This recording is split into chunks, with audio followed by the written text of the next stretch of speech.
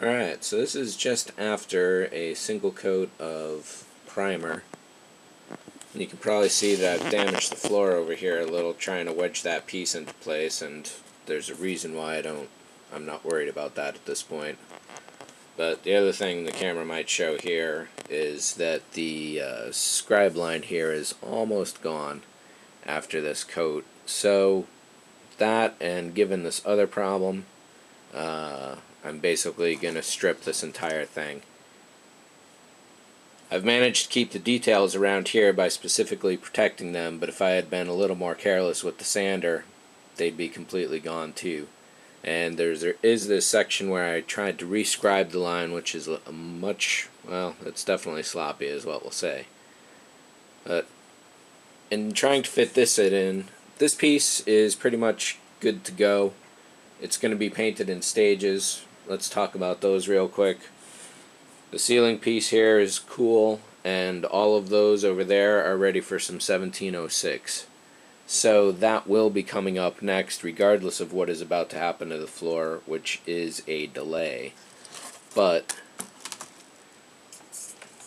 let me tell you why it's a good delay in this case.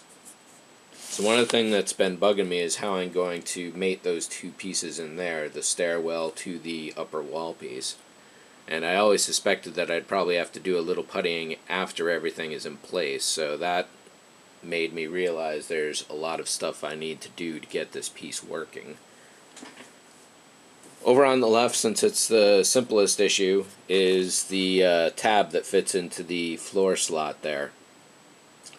It really ruins the effect for me. So I have two options to get rid of that. I can either fill that entire area with some Bondo, and Bondo glazing putty that is, and hope to get a really good right tight angle back again, or slice off the tab and glue it down flat to the floor because I know where it's supposed to go. There's also just a little bit of damage right there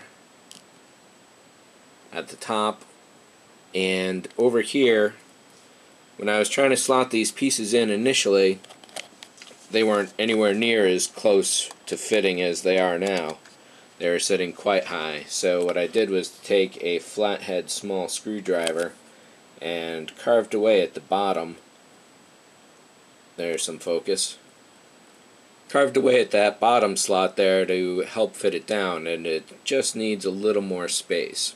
So seeing all this in place, what I'm really going to need to do on that piece is just put the glazing putty all over it in place and hope I can get a really good tight sanding in there. So what I'll need to do for all this to happen is to have the floor fully painted. I have to have the interior of this piece painted, and there's another problem with it I'll show you in a second that you might see now. The exterior left wall here should be painted up to the top middle, where this whole side will have to be painted in place, which means the floor is going to have to be completely masked off, the interior room and that half of the wall. So this will probably be the very first piece that goes down, I think, overall, just because of that fact. All the other ones just kind of sit where they're supposed to sit without any fuss at all.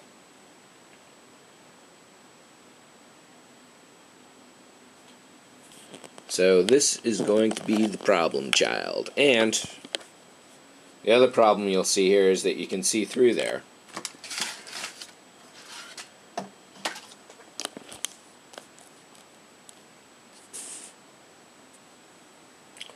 So if you flex this just a little, you get the exact correct, or at least a much closer angle, or what is that, tangent, cosine, something, whatever that diameter circle is right there.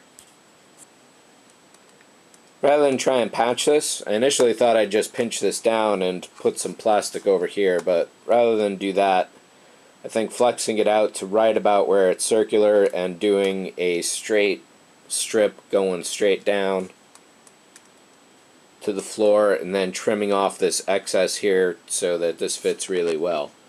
So this piece still has a long ways to go. I'm definitely thinking it's going to be the first one that needs to be focused on, just because it is so complex. And one of the other complexities that adds to it, if I can pull this off with relative ease, is this damn seam.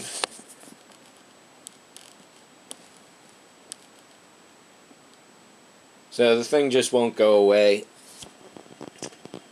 This ripple of paint here is because I went really thick, hoping that that would kind of bunch up there, and this is one of the main reasons why I want to strip it all. Well, one of top 2 or 3 reasons now why I want to strip it all and start over. This seam I don't mind over here because that's completely hidden by the wall.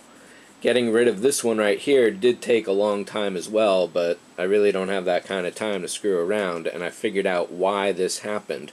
What's going on here is this is relatively tight on this side and relatively tight over here, but in the middle, this area here is bulging up relative to that side, and I suspect the reason is this. What I should have probably done is to line up the entire row here with popsicle sticks, or one stick, or whatever. I think this would have given more strength overall going that way rather than having a strip going this way. But if I had at least one more, one over here, yeah, basically I could have filled out this entire area. So that's a little too bad. And part of the problem why I think this stairwell doesn't fit quite as well as it used to is that some of all this Ava's may have crept into the front if there had been a gap at all right at the top. And let me show you what I've been doing with that.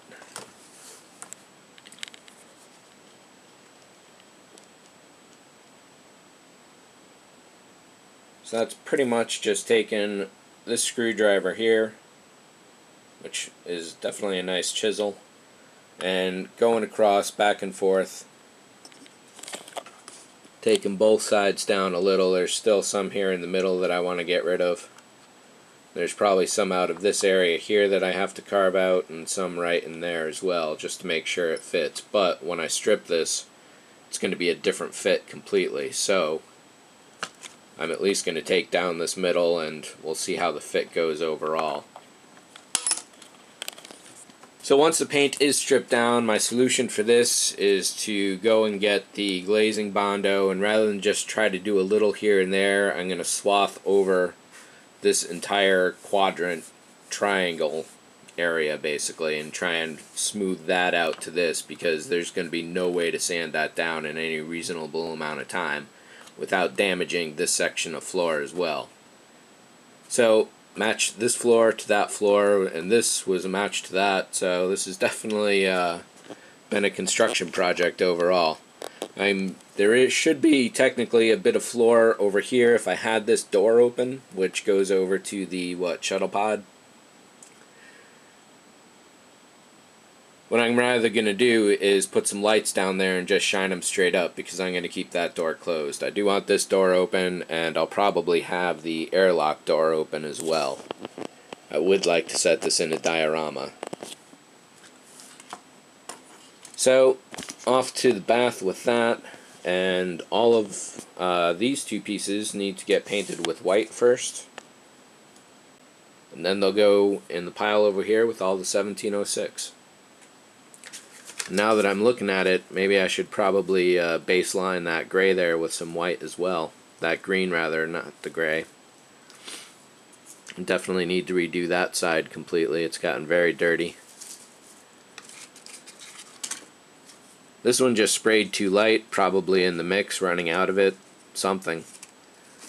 And I think this one's just a little dirty overall and needs a little cleanup. That's one thing I had to note, is that there is a lot of damage to the paint jobs on all of these pieces except for this one, which remained relatively unharmed overall, but it did get dirty in a few places. Is that once you actually paint these pieces, never throw them back in the box, because they're just going to bang around. Sorry about the focus for all that time. All those pieces are just going to bang around and knock into each other and get damaged. The tape on these pieces here has been on for months. I'm hoping when I peel that off, that's not going to be too bad at all. We'll see how that goes. So even though the floor is delayed and this has to be the main first piece of construction, there's still a lot of painting I can do. The doors, no less. There's 2 colors going on those, 6 of them. Whole bunch of wall pieces, and yeah, so let's get moving.